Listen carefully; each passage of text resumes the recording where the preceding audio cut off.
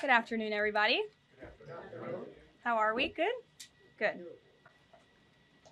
President Trump is saddened and outraged over the brutal murder of two Israeli embassy staff here in Washington, D.C. last night. Yaron Lashinsky and Sarah Milgram were a beautiful young couple. In fact, we learned that Yaron was planning to propose to Sarah next week in Jerusalem.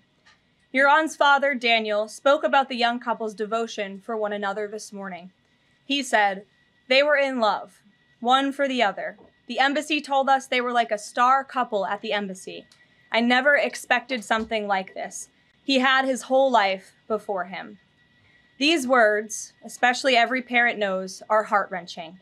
The evil of anti-Semitism must be eradicated from our society. I spoke to the Attorney General this morning. The Department of Justice will be prosecuting the perpetrator responsible for this to the fullest extent of the law. Hatred has no place in the United States of America under President Donald Trump. Everyone here at the White House is praying for the victims' friends and families during this unimaginable time. Now for some scheduling announcements. On Saturday morning, President Trump will deliver the commencement address at the United States Military Academy at West Point. On Monday, to commemorate Memorial Day, the president will visit Arlington National Cemetery and participate in a wreath-laying ceremony. The president will further honor our military next month on June 14th when he hosts the 250th anniversary of the United States Army with a grand military parade celebration right here in our nation's capital. President Trump will be joined by veterans, active duty troops, wounded warriors, Gold Star families, and patriotic Americans from across the country to celebrate our heroes who have kept us safe. Tickets for the parade and the celebration are available through the America 250 Commission's event registration portal. It will be a truly historic and special day for our country. After the parade, President Trump will travel to the G7 Leaders Summit in Canada from June 15th through the 17th. We will be sending additional logistics information out after the briefing. Last night, Republicans in the House passed the One Big Beautiful Bill Act, the most significant piece of legislation in years. There were a lot of good faith negotiations in the Republican conference leading up to the final passage, but as always, President Trump came in at the end to bring all sides together and get this deal done. This One Big Beautiful Bill will implement President Trump's Make America Great Again agenda by delivering the largest tax cut in American history for middle-class families, the working class, and small businesses. The One Big Beautiful Bill fulfills President Trump's promises of no tax on tips, which was applauded today by the CEO of Uber, no tax on overtime, a Made in America auto tax break, Trump savings accounts for newborn babies, and substantial tax cuts for our amazing seniors' Social Security benefits. The One Big Beautiful Bill will permanently secure the border by delivering the largest border security investment in history, funding at least 1 million annual removals of illegal aliens to carry out the largest deportation campaign ever, finishing the Trump border wall, and giving pay raises and bonuses for our incredible ICE and Border Patrol agents. The One Big Beautiful Bill protects the Medicaid program and its benefits for the most vulnerable Americans that the program was designed for, by kicking off 1.4 million illegal aliens from receiving benefits and implementing common sense work requirements for able-bodied Americans. The One Big Beautiful Bill also helps get our fiscal house in order by carrying out the largest deficit reduction in nearly 30 years with $1.6 trillion in mandatory savings. Every single Democrat in the House of Representatives who voted against all of these common sense and massively popular policies. The Democrat Party has never been more radical and out of touch with the needs of the American people. The One Big Beautiful Bill is the final missing piece toward ushering the golden age of America. The Senate should pass this as quickly as possible and send it to President Trump's desk for a final signature. After today's briefing, President Trump will hold a Make America Healthy Again event alongside Secretary Kennedy and several other cabinet secretaries to unveil the MAHA Commission report. President Trump wants every child in America to grow up and to live a long and healthy life. That's why he's working alongside Secretary Kennedy to end the chronic disease epidemic to keep our children healthy, safe, and disease-free. The MAHA Commission report is a historic assessment the first of its kind by any presidential administration, of current evidence and research about the health crisis affecting America's children. This report is a review of pre-existing research to comprehensively assess what we understand about our health problems and what we don't understand, and how we can find those answers. All of the findings will be based on the gold standard of science.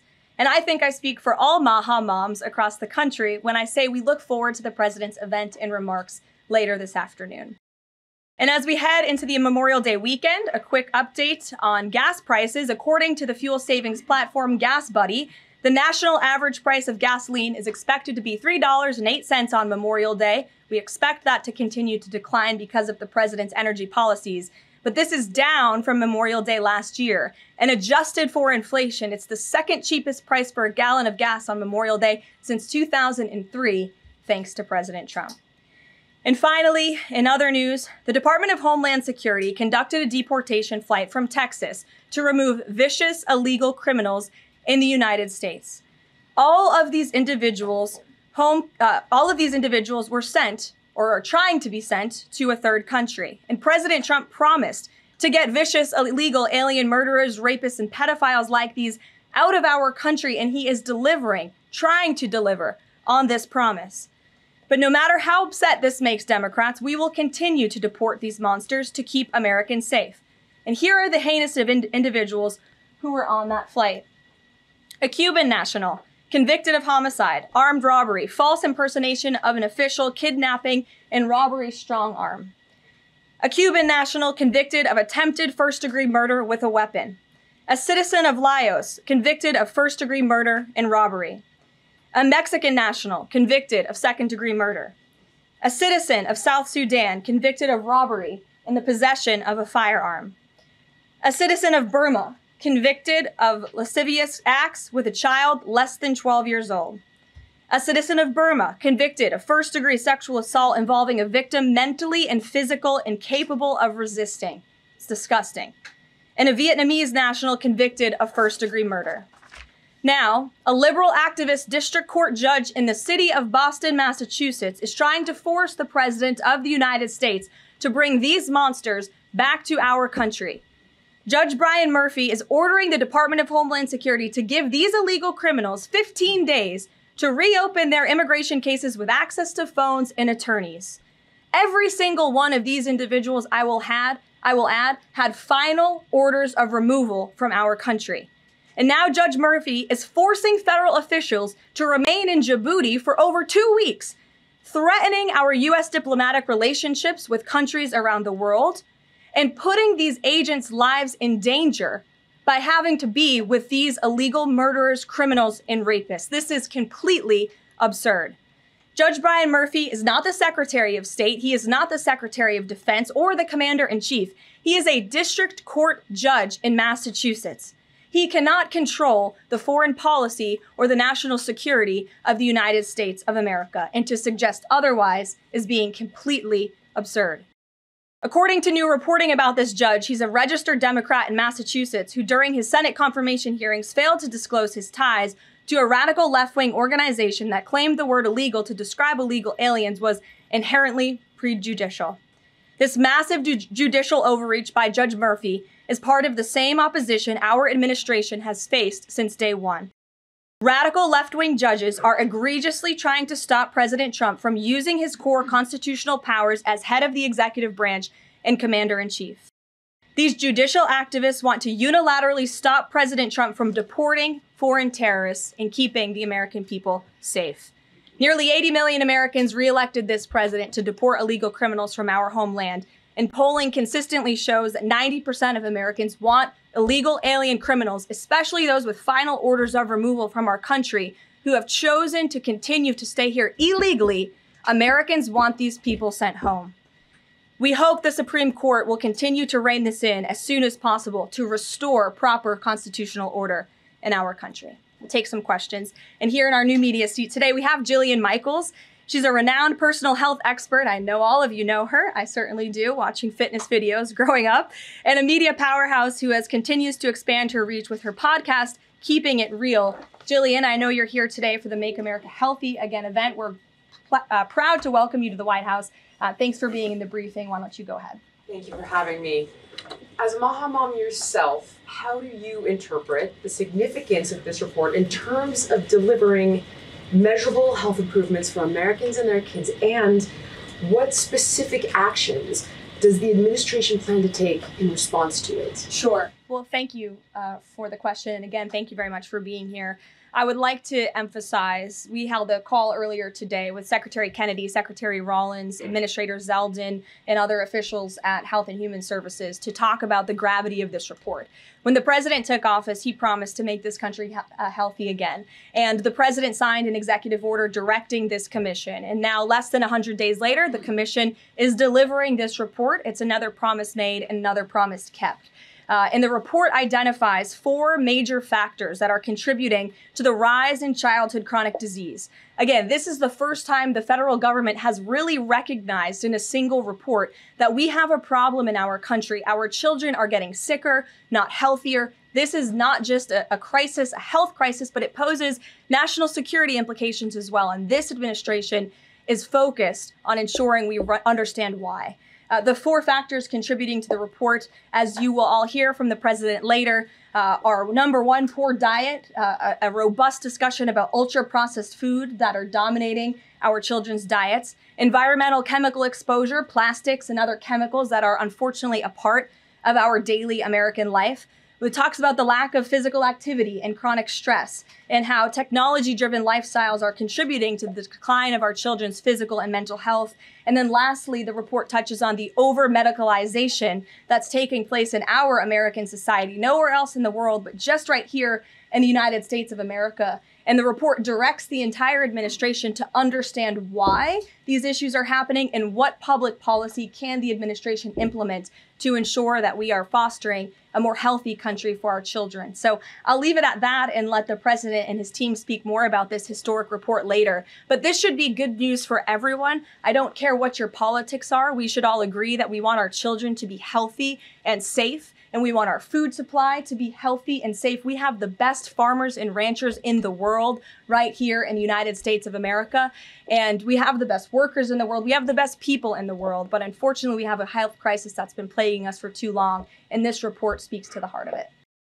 You're welcome. Thanks for being here. Garrett, go ahead. Karoline, you guys are very proud of your record on transparency. I have 2 transparency-related questions for you. Sure. On the president's dinner tonight, will the White House commit to making a list of the attendees public so people can see who's paying for that kind of access to the president? Well, as you know, Garrett, this question has been raised with the president. I have also addressed the dinner tonight. The president is attending it in his personal time. It is not a White House dinner. It's not taking place here at the White House. But certainly I can raise that question and try to get you an answer for it. Okay. And on the Qatari aircraft, the Air Force has said they're going to classify all the information about the work that has to get done to bring it up to snuff to be Air Force One.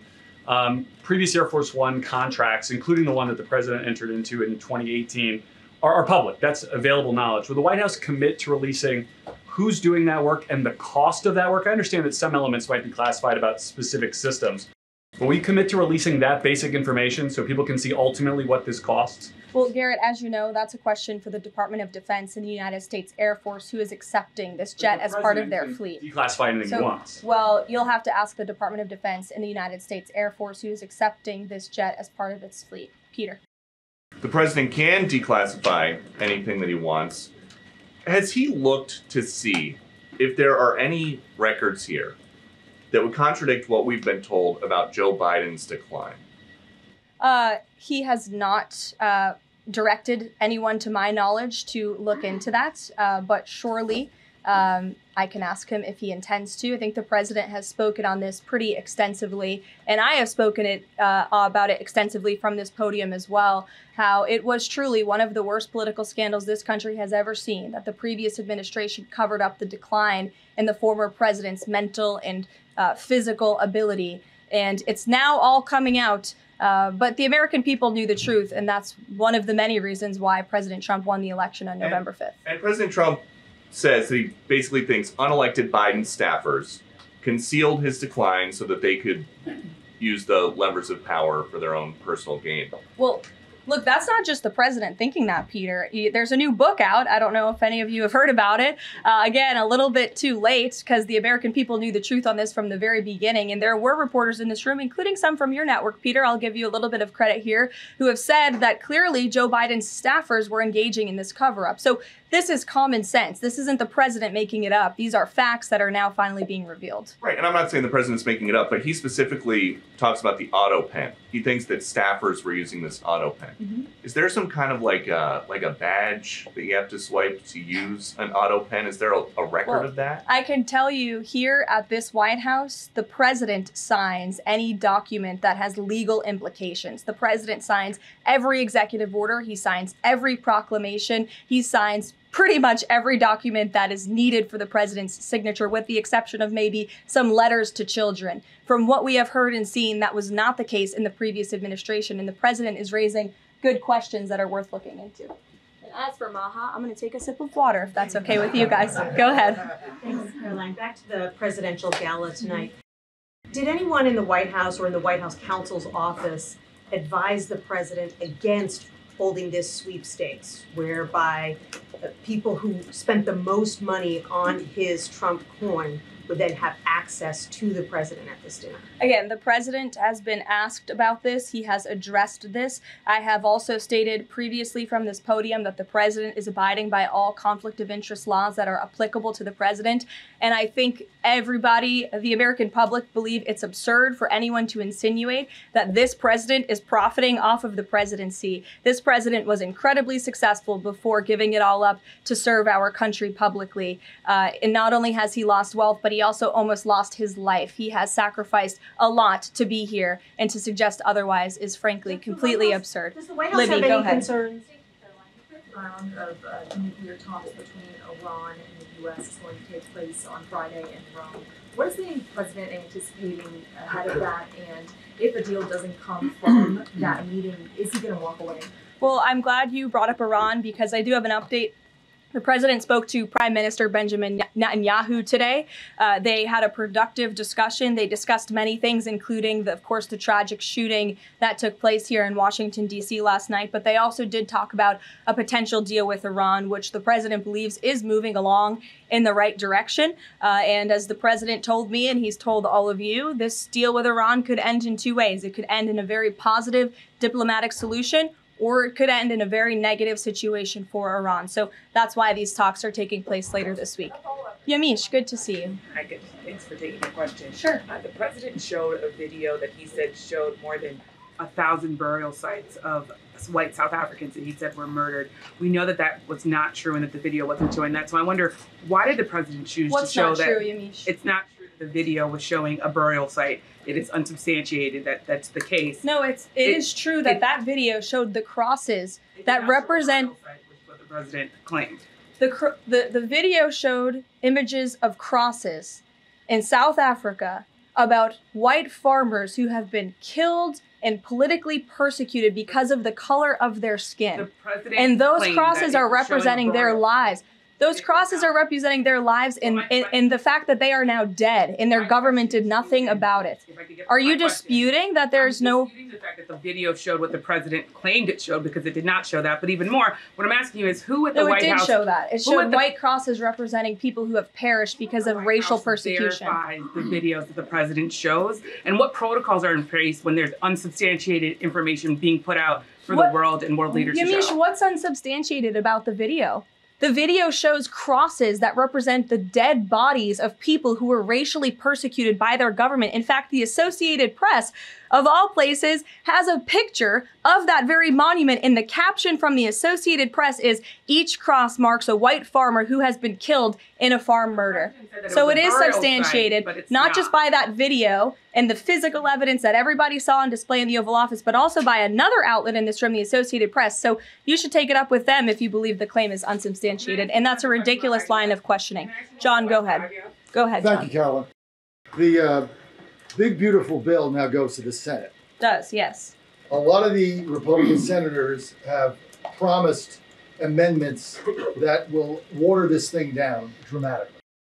What is the president's level of tolerance for their amendments to water it down, and what will be the action taken for some of the amendments that the president does not want? Sure. Well, the One Big Beautiful Bill is named the One Big Beautiful Bill for a reason, because it is a one big beautiful bill that encompasses just about everything this president could want for the American public. It delivers on so many of his core campaign promises. So surely we want to see those campaign promises signed into law. And as the president put in his Truth Social post this morning, and as he said to me, we can celebrate this past the House for a couple of hours, but now it's time for the Senate to get to work. The president has a great relationship with Senate Majority Leader Thune, and of course, so many friends on the Senate side of the Hill. And he's expecting them to get busy on this bill and send it to his desk as soon as possible. Phil. Thank you. Given that the president said the other day the SALT cap, we don't want to benefit Democratic governors. If the Senate was to reduce that SALT cap or make any type of changes, would he support that, or is this a situation where done is beautiful and he just wants to pass it? Well, look, it's a hypothetical question, obviously. Negotiations. Well, correct. And the bill passed, didn't it? So now it's off to the Senate where additional negotiations will take place, and we'll see how it goes. Michael. Thank you, Caroline. Two questions on the beautiful bill. One of the campaign promises from President Trump was no tax on Social Security. Now, due to congressional rules, that wasn't able to be included in this bill.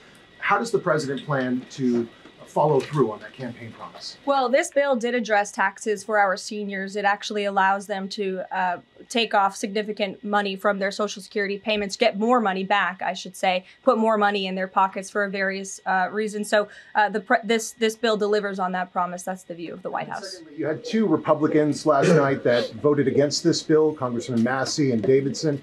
Does the president think that they should be primaried? I believe he does, and I don't think he likes to see grandstanders in Congress. What's the alternative? I would ask those members of Congress. Did they want to see a tax hike? Did they want to see our country go bankrupt? That's the alternative by them trying to vote no. And the president believes the Republican Party needs to be unified. And the vast majority of Republicans clearly are and are listening to the president. They are trusting in President Trump, as they should, because there's a reason he's sitting in this Oval Office. It's because he's the unequivocal leader of the Republican Party, not just a president for Republicans, but all Americans. The president's approval rating is at an all-time high right now. And it's because he knows how to deliver. And Republicans like Thomas Massey and others should take note. Stephen. Thank you, Caroline. Building on the question about Social Security, the bill includes the president's promises to address taxes on tips and overtime. Could you say his feelings about the income cap? Is he satisfied where that landed? And also on a different matter, can you comment on the investigation that the Justice Department has into Andrew Cuomo? As for the first question, the president is clearly satisfied where the bill landed because it passed. Again, now it has to go to the Senate, so changes could certainly be made. As for your second question, I would defer you to the Department of Justice. Christian. Yeah, thanks, Caroline. Can you explain the decision to totally shake up FEMA leadership just a week before hurricane season? You'd have to ask the Department of Homeland Security in terms of leadership, but certainly the administration, and I know the National Security Council here at the White House is monitoring storms and natural disasters that are happening across the country at all times. We're briefed on those. The administration is briefed on those, and Secretary Noem is leading that effort for sure. Switching gears, Caroline. Yeah, just following up on Warren Davidson, I wanted to read you his quote that he posted online. While I love many things in the bill, promising someone else will cut spending in the future does not cut spending. Deficits do matter, and this bill grows them. Why should that get a Republican primary? This bill saves $1.6 trillion for the American taxpayer. It saves more than any bill that has ever passed Capitol Hill has. In fact, by double. The next bill saved $800 billion. This bill saves $1.6 trillion. So this is a very good bill for the American people, the American taxpayer. And I believe, as an outlet put it with a headline this morning, it might have been Politico actually, they wrote that the American people are going to be flush with cash when this thing is signed into law. And that's a good thing for American taxpayers. Sure, go ahead. Caroline, what is the president doing to win Senate passage by July 4th? And does that include work to eliminate carried interest and make business tax cuts permanent? Where is he on those issues? Well, look, this bill literally just passed the House of Representatives. So now our team is suiting up for discussions with the Senate side of Capitol Hill. The president, again, said this morning he hopes to see this bill at his desk as soon as possible, and he'll be engaged in the process to get it through the Senate, just like he was to get it through the House of Representatives. What kind of assurances did he give the Freedom Caucus members to to kind of ensure that this would get through last night was changes to Fannie Mae and Freddie Mac, part of that equation, changes administratively to Medicaid as well? Well, I was in that meeting yesterday with the president and House Freedom Caucus, and he told them how he wants to be a cheerleader for them, a cheerleader for the Republican Party, and for the country. And Republicans faced a pivotal moment yesterday. They could have voted to bankrupt the country and increase taxes by $4 trillion, or they could vote for this one big, beautiful bill, which cuts taxes and saves American taxpayers money. And he put that proposition before them, and clearly they heeded the call because the bill passed last night. Sure. Caroline, so on the or this morning, rather. Every day is going into the next. Go ahead. The Netanyahu call. Just curious, did the president raise the flow of aid into Gaza? Is he happy with where that situation is right now? Not to my knowledge, but I can certainly go back and check. And did you have any reaction to the Supreme Court's ruling about the religious charter school today, as well as Justice Coney Barrett's decision to recuse herself? We'll get you an answer on that case specifically. Sure. You mentioned the president has a good relationship with Leader Thune. Has he talked to him specifically about the plan to get this through the Senate? Does he plan, or is he going to reach out to Republicans who have voiced concerns? Not to my knowledge has he spoken to Leader Thune this morning. He very well could have. I just wasn't briefed on that call. We can go back and check for you. The president did speak to Prime Minister Netanyahu this morning. He also had a call with President Sheinbaum this morning. He was receiving his intelligence briefing. He's been very busy all morning. But again, he certainly intends to remain active and engaged in these negotiations with the United States Senate to get this bill done. And just following up on the dinner tonight, you mentioned this is not a White House dinner, but the president is always the president, and the Trump family is making money off of this. So can you just explain, how is this not the president using the office to enrich himself? All of the president's assets are in a blind trust, which is managed by his children. And I would argue one of the many reasons that the American people reelected this president back to this office is because he was a very successful businessman before giving it up to publicly serve our country. Reagan. Thanks, Caroline. Last week, the president told Brett Baier that he trusts his people, but thinks that the official narrative on his assassination attempts are, quote, a little bit odd. FBI Deputy Director Dan Bongino said days later that there's no conspiracy to find, and as he put it, quote, the there that you're looking for is not there. My question is the president personally satisfied with the investigations into the attempts on his life?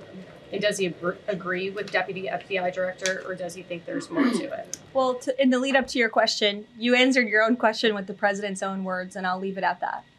Caroline? Sure, go ahead, Haley. Thanks, Caroline. Haley, go ahead. Oh, thanks. I wanted to follow up on his call with Prime Minister Netanyahu and his effort to reach a deal with Iran.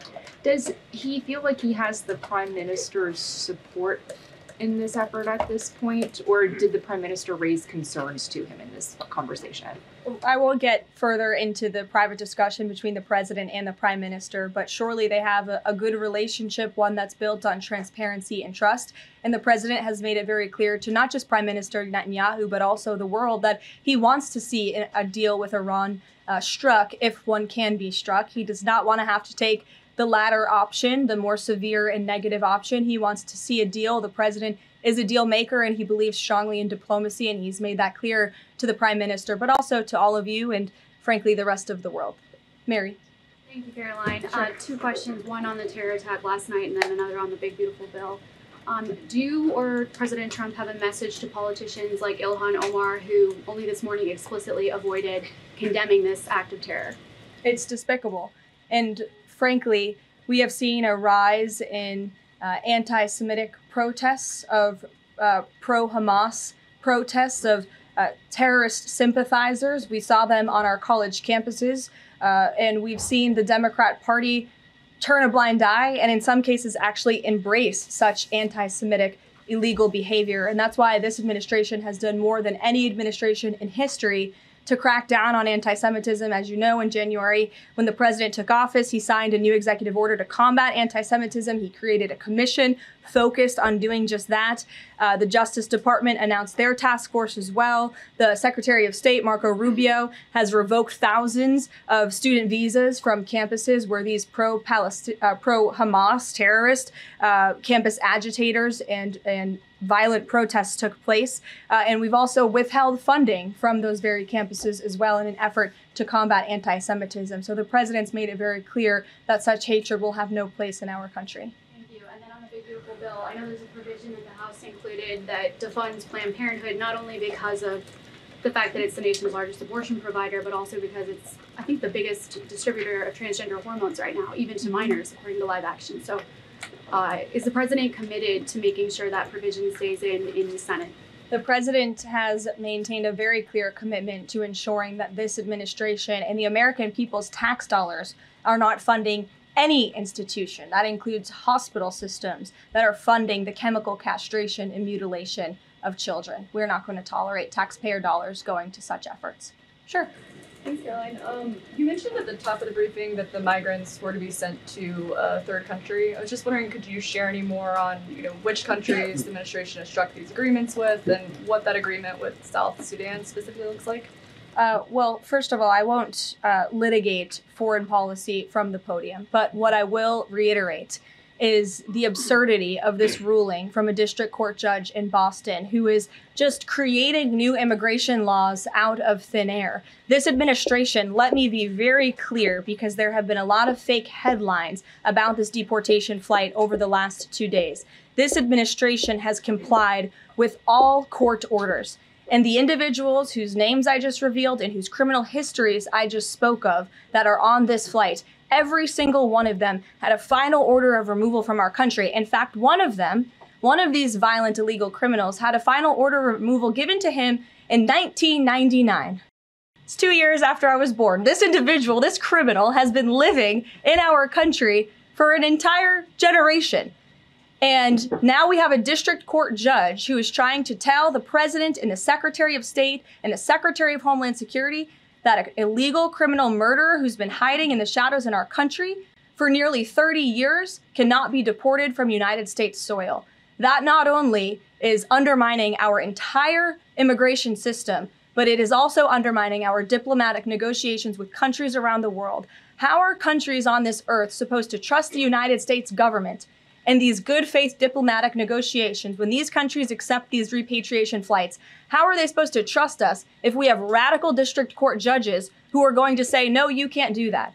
And now these illegal criminal murderers and rapists have to sit in Djibouti with our ICE agents who now have to sit there for more than 2 weeks without the proper resources. This judge is not only undermining our immigration system, undermining our foreign policy and our national security, but this judge is undermining the safety of the ICE agents who are putting their lives on the line to remove this list of illegal criminal terrorists. It's truly despicable what's happening in our court system, and the president and this administration hope that the Supreme Court will do what it needs to do to rein in these liberal activist judges. And the Supreme Court has already said it is well within the president's purview to dictate foreign policy, and a radical district court judge should not be getting in the way of that.